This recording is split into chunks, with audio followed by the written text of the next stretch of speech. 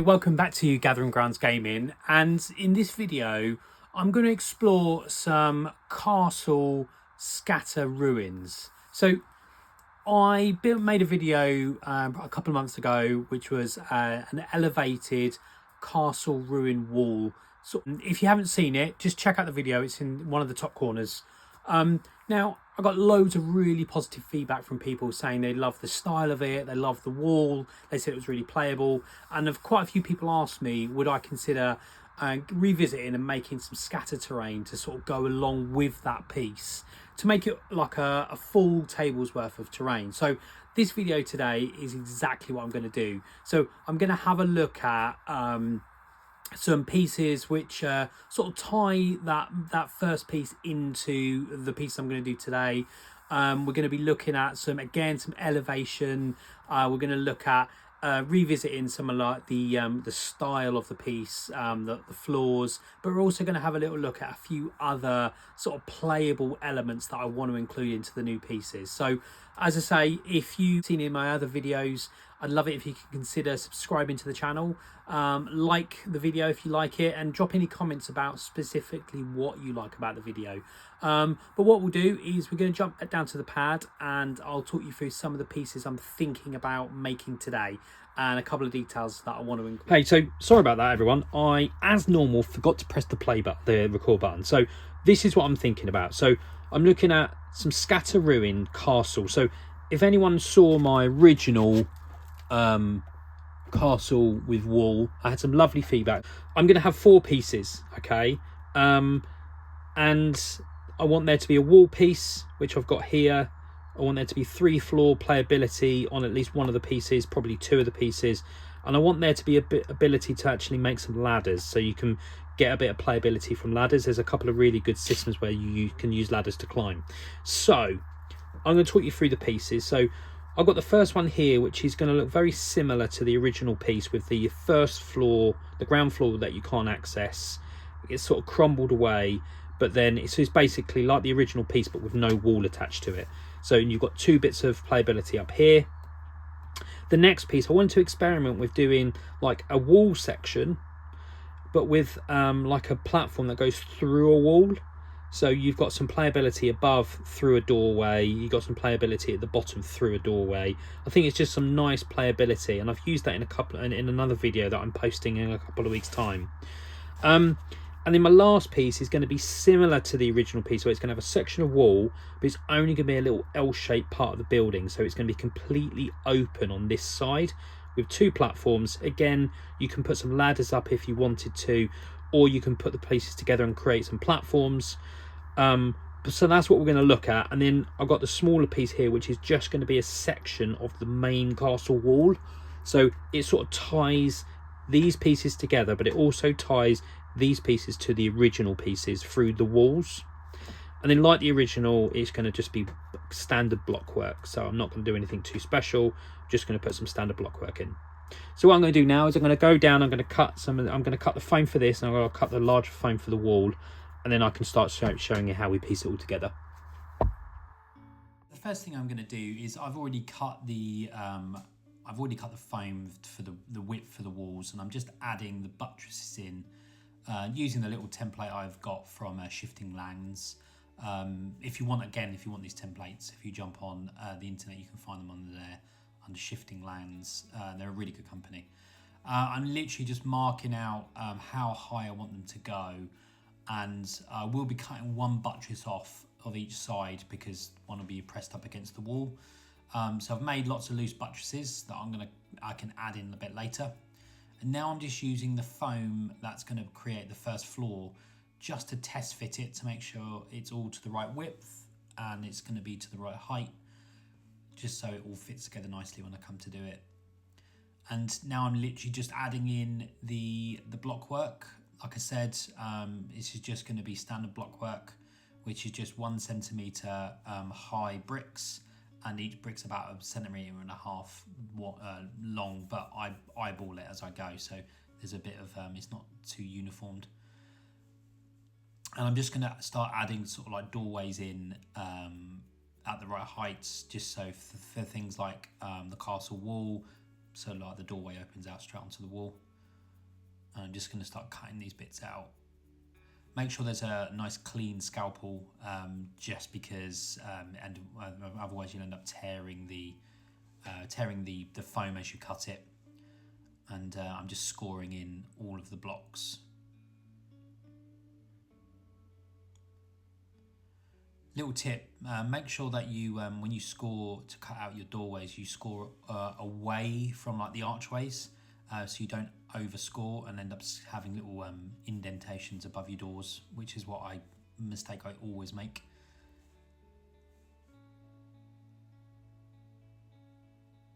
And I'm just adding the blockwork in on this piece as well.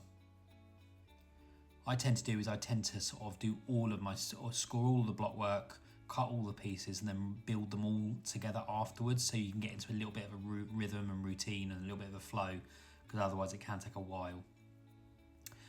And now I'm going to start putting the blockwork in on the piece of wall which is going to sit on its own piece. I do actually change my mind a couple of times on how I want this piece to look. You should see that there are a couple of I make a couple of changes as I go to how I'm going to sort of configure it on the actual little on the base, but it all comes together in the end. And I've scored it, and I've added like a very basic, just like non-uniformed like flagstone. Again, it's just 1 centimetre wide, with lots of different style stones cut. And this is the first one sort of pieced together. I actually made a change. I wasn't going to include like the foam on the first floor on this piece, but actually I wanted to create like a collapsed floor, which I'll show you a bit later. So I made a slight change to the design. So I'm just adding in the little walls to go on the sides. You can see all the buttresses start to come into play. And I add a wall in here. You can see I've actually got, there's a bit of a gap, which I fix later, but I under measured. But I'll cut away most of that away later anyway, so it doesn't really matter. So there's going to be a collapsed floor I'm going to add in afterwards, so you can see the gap I've created. So now I'm just going to sort of like ruin it. So I'm just going to create like just a curve on each side, which I then sort of cut into blockwork a bit later. And I'm going to add another floor in like on the original piece. I wanted it to look the same, so I purposely added a floor in just so it's uniformed with the original piece that I made.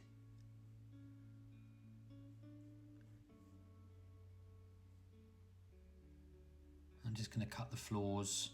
They're only going to be very small floors at the top of this, so you can literally get one miniature in, but I think it's quite nice, quite thematic, just one almost like a sniper or an archer standing right at the top of the building.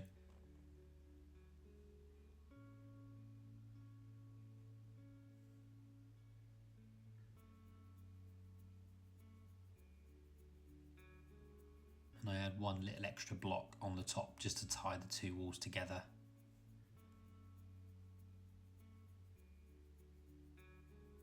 And I'll add cocktail stirrers to the floors just to make them wooden. But I used the poster board for the actual structural bit just to give it a bit of stability, just so when you're playing on it you don't accidentally break the coffee stirrers.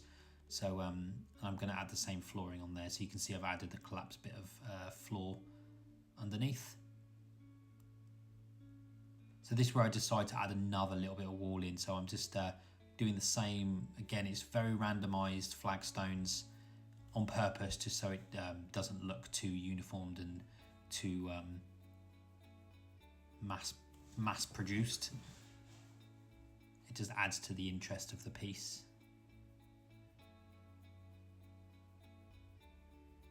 Now I'm literally just covered the floor in PVA, and now I'm just adding in the coffee stirrers. What I tend to do is I tend to cut to lots of different lengths, add them all in, and then if I want to break any down, I break them after it's dry, just so it's a bit easier. There you go. But it's quite nice to have the odd board overhanging, just so it looks like the floor's collapsed rather than it's been neatly cut.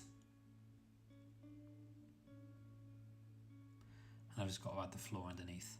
And there you go, there's the collapsed floor. That wasn't in the original design, but I just thought it was going to look cool, just adding that in, so it looks like, you know, the building's being hit and the floor's collapsed underneath. I just need to add the front part of the wall. And I've added a little door. So again, I've made a little door out of poster board and coffee stirrers. Super easy to make, and with some little a little sticky dot. That I've got a whole packet of them just to make the little handle. And then I just carved some brickwork to go around the door like I did on the original piece. Very fiddly to do, but it was really rewarding when you see the end piece. So now I'm going to look at the main, the new sort of style bit that I'm going to do, which is the wall, the doorways with the platform running through them. So I've already cut it to height, so it's 20 centimeters high. And I'm just going to mark, I'm going to start by just marking some doorways on each floor so I can get an idea of the height and the spacing. I do change the configuration of the windows a bit further into the project.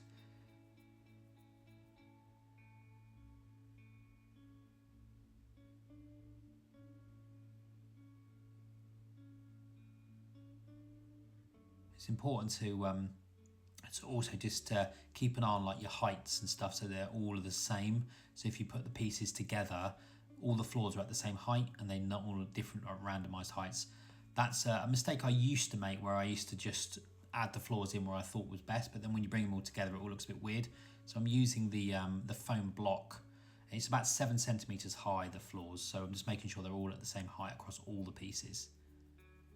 I'm just going to add the same, I add some windows in here, but I do actually change the configuration of those because they don't look right at the end. And this will be the middle wall.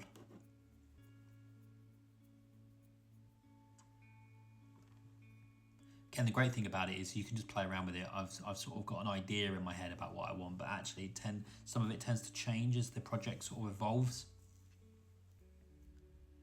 I'm just eyeballing where I think the wall should break down, which at this stage can change.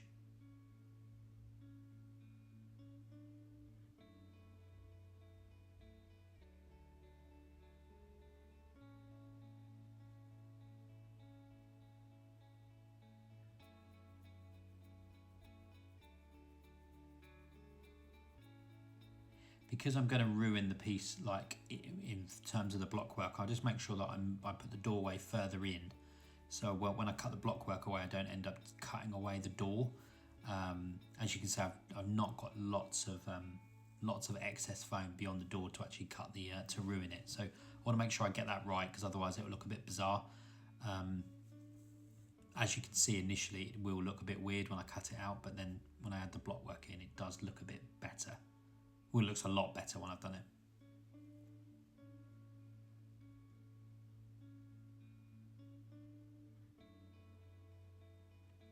So as you can see, there's quite a nice, there's like a curve, a sweeping curve, which I sort of try to get rid of as I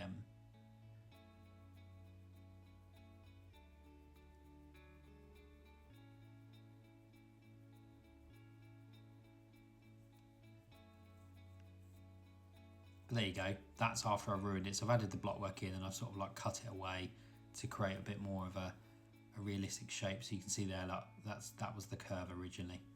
But it's really easy to do, add the block work in and then, but cut it away where you think it would, normally sort of where you think it would ruin. And then that's the inside floor that goes with it. And that's how it will stand. And it looks quite good. So I'm really looking forward to sort of seeing how the platforms will look. And I'm going to create 2 different platforms. I'm going to create one going one way and one going the other. So it gives it, there you go. So it gives it a bit of interest rather than just being one long floor. Just means that like pieces can hide behind corners. I just think it adds to the interest. And when you get the floorboards added in, I think it's going to look really great. You can even get the floorboards going the opposite ways as well. So you can see how the position is going to be on the piece, and pieces fighting through the doorways underneath.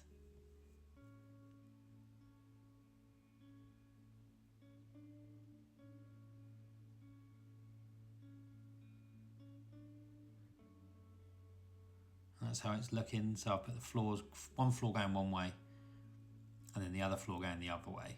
I just think it looks like a nice bit of interest.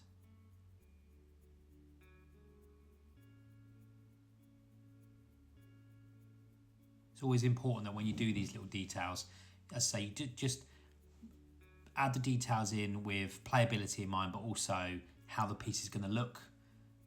I'm always really mindful. That's why I always do like the little coffee stirrers rather than just cutting into the foam to create the floor effects. I think it just gives a better finish and a better look at the end of the piece. I'm just adding a couple of random boards so it looks like the floor above's collapsed and it's left a couple of floorboards sort of draped across. Now this I'm going to use this is crystal clear. It's like a sealant, but it's also an adhesive. So I'm going to use this to add the blocks on to the broken wall. I've got cut up loads of bricks, and I'm just going to literally squirt loads of this on. I've taken the nozzle off so it comes out in quite big amounts. I'm just going to spread it, and then I'm just going to add loads of bricks in. Now this is where I sort of changed my mind a couple of times, so I've cut that wall right down. It was 2 walls with a gap in the middle, but I decided to actually just ruin it all the way down to the floor. So it's really important when you're building up this brickwork that you have a little think about sort of doing it in layers. So have lots of bricks ready and just be ready to sort of just play around with it. So, you know, don't have them all in the same direction, don't have them all the same size, and just do it layer by layer as building the wall back up. But just making sure that it does look like it's collapsed. You don't have to use loads. You can sort of like I've done it here. You can see here I've done it so it sort of like falls away, and it's all sort of dropped away at the other side. So it looks a bit odd on the far side, but I think I've got the actual gradient quite nice, and you can see here that I can put miniatures on it, which is what you want. So it's playable. So it looks good. So now I'm going to move on to the 2 sort of like separate buildings, and this will be the one that just sits on its own with just 1 floor, similar to this one, but it's going to have literally just the bottom floor, no wall at all. It's just going to have that as a standalone piece. I think it's quite nice to add that as a variety. And on this piece I want there to be some little stairs going down to the ground floor, because I don't want the ground floor to be ruined, but I don't want you to be able to access it. So you can actually have, and I got these on the internet, so I'm literally just going to cut a hole like I have done at a slope, and I'm just going to snip off, say, 4 stairs, and it's sort of disappearing into the floor below. Just think, again, adds a little nice detail when it's all painted. I just think it just adds a little bit of interest, so you can see that that's how miniatures get up to that floor. Never done it before, so this is literally just trial and error, but I think the end result turns out to be quite good. There you go. And I'm just gonna, when I put the floor in, I'll put some planks around it so it looks like a little stairway. I actually decide, there you go. So I do decide that I'm going to open that hatch out a little bit before gluing it together, just to give it a bit more realism. Super easy to do. There you go. So I'll glue that in place and I'll cover that over a bit later. So now I'm going to just start going in and just adding some brown to like the floors. I'll start adding like a black base coat to the actual walls of the buildings. And I can go in and start adding some dry brushing later on. But just for now, I just want to try and get their colours blocked out on the pieces. So now on like the broken wall, I'm just going to start adding some texture. So I'll cover it in PVA, and I'm just going to use literally a gradient of different stones. So I'm going to use some like larger stones first to sort of make it look like rubble, and then I'll start adding in some sand a bit later. And you can see here, and again, this is where you can play around with how much texture you want, but I will be adding a bit of foliage in a bit later. Just to finish the pieces off, but I'm quite happy with that. When it's painted and dry brushed, that'll look nice. So this the front of the wall that I always forget the name of. I'm sure someone will remind me, just to finish that off and tie that back in. But now I've painted all more black, I am going to just do the dry brushing. So again, just very basic. dark grey, mid grey, light grey. The first dark grey is just an overbrush, so you want to get a nice amount of paint into all the gaps. But remember, just leave some black showing because it just adds the depth and the detail of the piece. And what we do is we get this all the way up to a light grey, but we will bring this back down with a brown wash just to make sure that it's not too light, but it does create a nice effect when you add the wash in afterwards. Now I just literally work my way around the piece. I'm just doing like the mid grey just on some of the tower pieces, and now I'm on to the light grey. I'm using a bigger brush on this one just to get a nice coverage, so I don't have to brush too hard, and the big brush will sort of get into all the little gaps and all the nooks and crannies. And don't worry if you get a little bit on the floors. We will be going back in later to add the brown back in, so don't worry too much at this stage. But you can start to see it's just starting to pick out all the detail really nicely, and it does make it pop again after you've added the wash in after. So I've done all the dry brushing, as you can see, and they are really starting to, the details really starting to sort of show through now, which is really nice. And I'm now going to go and grab myself some brown wash. So this is just literally black ink, brown ink, medium and water. And all the pieces, as you can see, have been completely covered. I've let it run down in places so you can sort of see there's sort of lots of drips and runs. And then we'll go back in afterwards and add in the light grey afterwards just to bring them back up. And that's them finished. So that's the actual colour. As you can see, you've got a nice grimy effect coming through from the washes. And as I say, the wash is an optional step. You don't have to do it, but I just think it adds a little bit more depth, especially when you look at some of the stones and all the little bits of detail. But I'm going to come back in now and paint the floorboards back in before dry brushing them. So I'm just going to use just a Citadel brown. It's like a dark brown. I think it's Reinhide. So it's like a darker brown, and then I will just sort of dry brush in the lighter colours afterwards.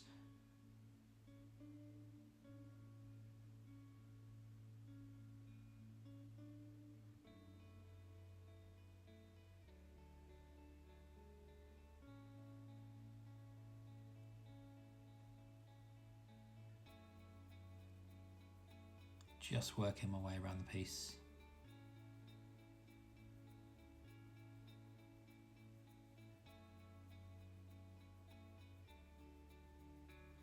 Now I'm just going back in with this is Mornfang Brown, and I'm just dry brushing in just over all of the floorboards. Again, it's just to brighten them up. It's a very stylized sort of brown and look at the end, but I think it adds a nice sort of tone to the floorboards and it makes them sort of pop out against the stonework. I go in with like a Mornfang Brown, and then I come in with a Xandri Dust, just to, again, all sort of like browns and beiges to just sort of make the detail pop.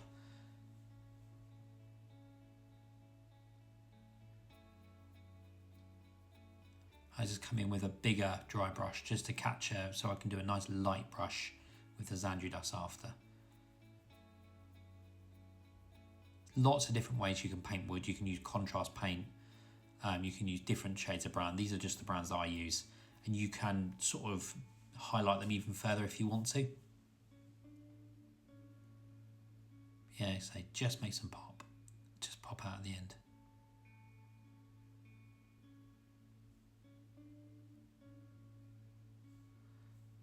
So there you go. All the dry brushing there is done. You can see the little steps going down. Just added a bit of black around them.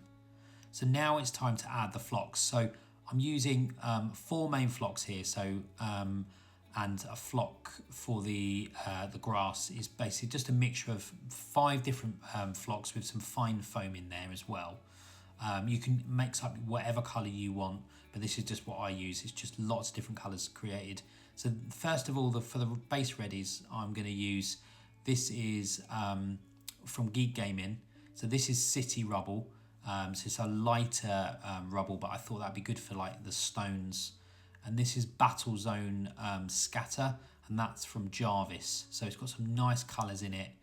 And this is literally just chip slate from my garden centre, so for houseplants and cactuses.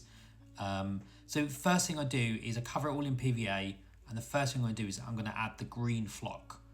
Now doing this, it just gets the sort of grass bit areas in, and you can start using this flock to sort of start mapping out some of the pathways. So you can sort of like the places where you don't think miniatures would sort of walk and sort of like stand, you can sort of make that all grass, and that naturally then creates pathways down the middle of your pieces. So there you go.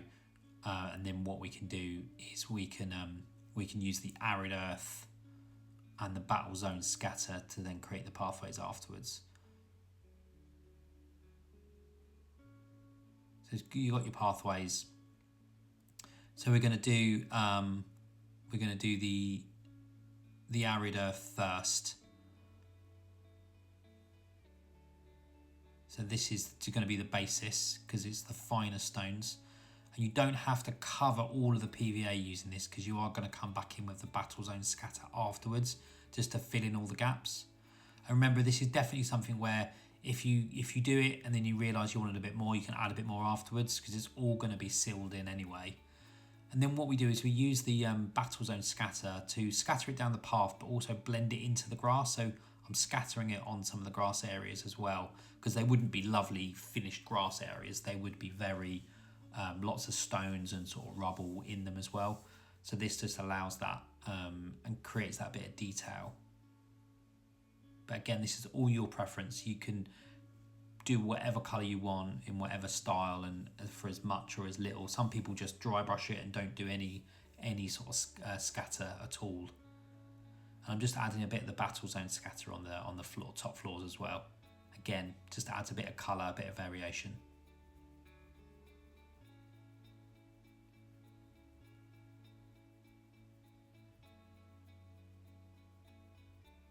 Naturally would be in like the corners because that's that's probably the place where the rubble and that would get kicked into the corners and create the pathways for people to walk through the doors and stuff like that. Just a little bit of city rubble. And the final bit is I'm actually going to just put some PVA just on the actual brickwork itself, and I'm going to come back in with the city rubble and just sprinkle some of that in. And then once it's all sort of sealed in, that'll look like little stones and that are just sort of resting after the building's been destroyed. And I come back in with a little bit of battle zone scatter as well, just again to add a bit of colour in, but only tiny little bits here and there.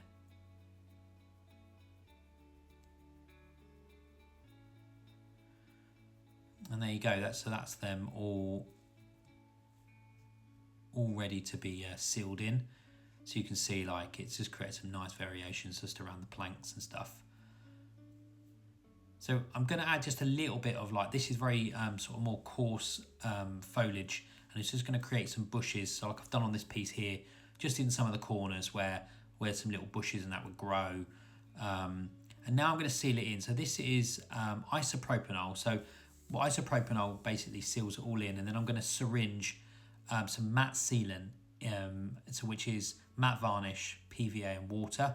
So I'm going to basically spray the piece down with isopropanol, which breaks the surface tension, and then I'm going to get some syringes of this. I'm just going to completely drench it, and that will hold it all in place.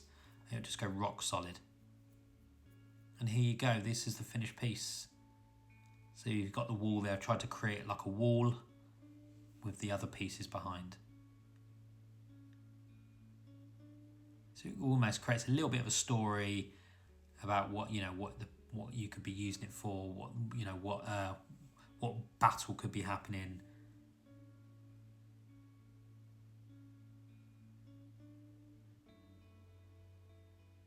The orcs, this all gives it a bit of like a Helm's Deep feel with a big broken wall in the middle. And I'm actually going to put the original piece in as well, just so you can see how sort of vast it makes it look.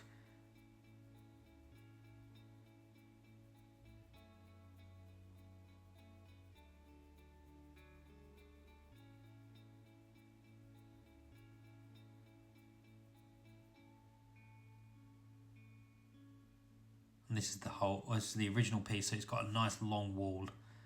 And yeah, I just think it, with the original piece in there, it makes it look, the wall looks quite vast. I'm really happy with the end piece. So I hope you enjoyed that video today. I really enjoyed actually revisiting a piece I've done a while ago. I really enjoyed sort of like just sort of remembering the style and why I made certain decisions. And I love some of the new additions. I especially love this sort of piece here with the platform above. I love the idea of being able to sort of like combat through doorways. I really love the style of it, and I really like the basically how it all ties together. If you check out some of like the pictures and that at the end of the video, you can sort of see, you know, the thought I was going through, like, you know, like almost like a bit of a Helm's Deep where the wall is broken and people are sort of like, you know, orcs and that are rushing through. So yeah, I really enjoyed sort of doing this. If you did enjoy this video, I really would love it, like I said, if you can subscribe to the channel, like the video, put a little bit of detail about what you specifically liked. But as I say, other things you can do to help us, in the description I've got details for my Patreon.